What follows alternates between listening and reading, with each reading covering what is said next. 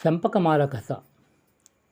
చెట్టుపై నుండి బేతాళుని క్రిందకి దించి భుజం పైన వేసుకొని తిరిగి ఆలయం వైపు నడక ప్రారంభించాడు విక్రమార్కుడు. యథాప్రకారం బేతాళుడు విక్రమార్కుడికి మౌనభంగం కలిగించడానికి కథను ప్రారంభించాడు. రాజా, పూర్వం అమరావతి నగరంలో 3 యువకులు ఉండేవారు. వారు ముగ్గురు ఒకే ఊరిలో ఉంటున్నా ఒకరికి మరొకరికి ఏమాత్రం పరిచయం లేదు. అమరావతికి దగ్గరగా ఉన్న ఒక గ్రామంలో ఒక కుటుంబీకుడు ఉండేవాడు. అతడికి చంపకమాల అనే కుమార్తె ఉన్నది. చంపకమాల అద్భుత సౌందర్య రాశి, సకల సుగుణాల మాల, జగదేక సుందరి అయిన చంపకమాల యుక్త వయస్కురాలైన నాటి నుండి ఆమెను పెళ్లి చేసుకోవడానికి ఎంతోమంది యువకులు పోటీ పడసాగారు. ఒకనాడు చంపకమాల సౌందర్యం గురించి విన్న 3 యువకులు విడివిడిగా పోయి చంపకమాలను తమకిచ్చి వివాహం చేయవలసిందిగా కోరారు. చంపకమాల తండ్రి వారి కుటుంబ స్థితిగతులను విచారించి వారిని మరునాడు ఉదయం రండి అంటూ వారిని పంపేశాడు. 3 యువకులు ఆ ఊరి సత్రంలో కలుసుకొని 3 ఒకే ఊరి వాళ్ళమని తెలుసుకోవటమే కాక 3 చంపకమాలను వివాహమాడడానికే వచ్చారని తెలుసుకొని ఆమె తండ్రి నాకిచ్చి వివాహం చేస్తాడంటే నాకిచ్చి చేస్తాడని వాదులాడుకొని ఒకరి పట్ల ఒకరు శత్రుభావం పెంచుకున్నారు. మరునాడు ఉదయం ఆ 3 చంపకమాల ఇంటికి వచ్చారు. ఆమె ఇంటి ముందు జనం పోగై ఉన్నారు. ఇంటిలో నుండి రోదనలు వినిపిస్తున్నాయి.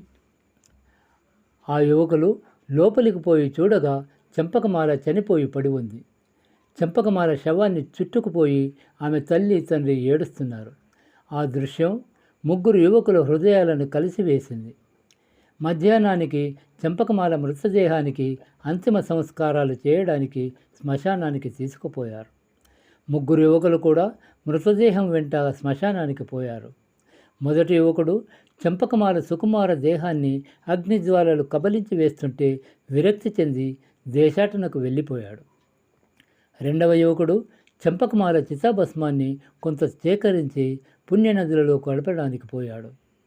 మూడవ యువకుడు మాత్రం చంపకమాలపై తనకున్న విపరీతమైన వ్యామోహాన్ని చంపుకోలేక ఆ చితాభస్మాన్ని అంటిపెట్టుకొని చంపక చంపక అంటూ కలవరిస్తూ పగలు రాత్రి తేడా లేకుండా శ్మశానంలోనే ఉండిపోయాడు. దేశాటనకు పోయిన యువకుడికి ఒక విచిత్ర అనుభవం ఎదురైంది. దేశాటన చేస్తూ అతడు అనేక పుణ్యక్షేత్రాలను దర్శిస్తూ పుణ్యనదులలో స్నానాలు చేస్తూ చంపకమాలకు స్వర్గలోక ప్రాప్తి కలగాలని ప్రార్థిస్తూ సాగిపోతున్నాడు. ఒక మధ్యాహ్నం వేళ అతడు ఒక గ్రామానికి చేరుకున్నాడు. అది భోజన సమయం. ఒక ఇంటి ముందు నిలబడి భిక్ష అడిగాడు. ఆ గృహస్థుడు తమ భోజనాలు అయిపోయాయని కొంతసేపు వేచి ఉండగలిగితే వేడిగా వండి వడ్డిస్తామన్నారు. యువకుడు సరేనని ఆ ఇంటిలోకి పోయాడు. ఆతిథ్యానికి ఆహ్వానించిన గృహస్థుడికి 3 ఏళ్ల పుత్రుడున్నాడు. అతడు అనుక్షణం తల్లి పనులకు అడ్డం పడుతుండగా ఆ గృహస్థుని భార్య ఆ పిల్లవాడిని మండుతున్న కట్టెల పొయ్యిలోకి విసిరేసింది. 3 ఏళ్ల పసివాడికి ఆయువు తీరింది. క్షణాల్లో అతడు అగ్నిదేవుడికి స్వాహా అయ్యాడు. ఆ దృశ్యం చూసిన యువకుడు అలాంటి పాపాత్ముల ఇంట తాను పచ్చి గంగనైనా ముట్టనని దూషించగా ఆ గృహస్థుడు యువకుడిని శాంతింపజేసి మృత సంజీవిని మంత్రం చదివి ఆ పిల్లవాడిని తిరిగి బ్రతికించాడు. ఆ దృశ్యం చూసిన యువకుడు ఆ గృహస్థుడిని ఎంతో బ్రతిమిలాడి ఆ మృత సంజీవిని మంత్రం తెలుసుకున్నాడు. ఆ గృహస్థుడు ఆ మంత్రం ఉపదేశిస్తూ, నాయన, చనిపోయిన వారి చితాభస్మం ఉంటేనే ఈ మంత్ర ప్రభావంచే వారిని తిరిగి బ్రతికించడానికి సాధ్యమవుతుంది అంటూ చెప్పాడు. ఆ మంత్రం నేర్చుకుని వాడు ఆఘమేఘాలపై చంపకమాల చితాభస్మం కోసం శ్మశానానికి వెళ్ళాడు. ఆ సమయానికి చంపకమాల చితాభస్మాన్ని నదులలో కలపడానికి పోయిన యువకుడు కూడా తిరిగి శ్మశానం దగ్గరకు వచ్చాడు. శ్మశానంలో చంపకమాల చితాభస్మాన్ని అంటిపెట్టుకుని ఉన్న యువకుడు చితాభస్మాన్ని రాశిగా పోగు చేసి గాలికి అది ఎగిరిపోకుండా దానిపై ఒక బట్టను కప్పి దానిని అంటిపెట్టుకొని అప్పటి వరకు అక్కడే ఉన్నారు. మొదటి యువకుడు వచ్చి చంపకమాల చితాభస్మం ఇంకా ఉండడం చూసి ఎంతగానో సంతోషించి మృత సంజీవిని మంత్రంతో చంపకమాలను బ్రతికించాడు.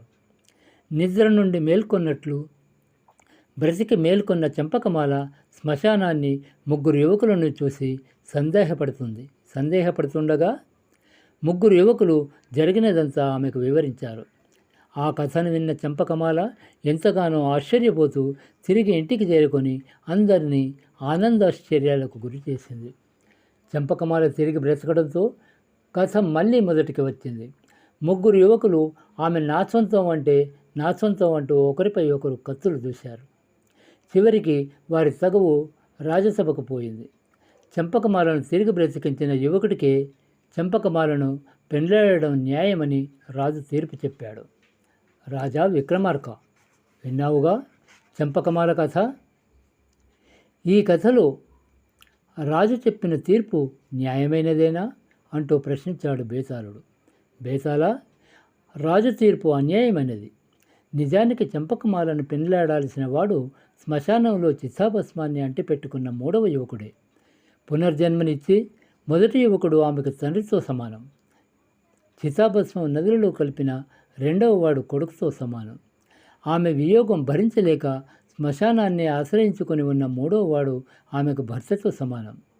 మరొక రకంగా చెప్పాల్సి వస్తే 3వ యువకుడు చితాభస్మాన్ని కాపాడి ఉండకపోతే అది లేకుండా చంపకమాలను మంత్ర ప్రభావంతో మొదటి యువకుడు తిరిగి బ్రతికించగలిగి ఉండేవాడు కాదు.